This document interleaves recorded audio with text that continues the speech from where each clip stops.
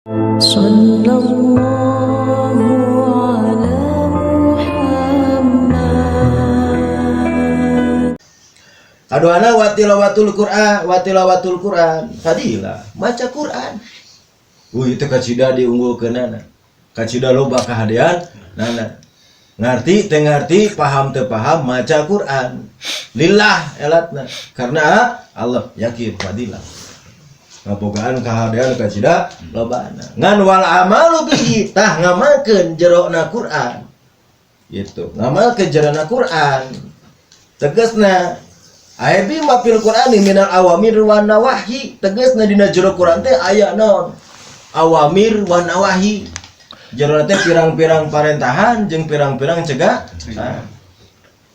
Gitu. Simpel nama amar ma'ruf nahi munkar gitu. Tah eta urang ngamalkeun seperti kitu ieu teh hukumna fardhu. Dipardukeun tegasna wajib. Gitu. Macana mah fadilah.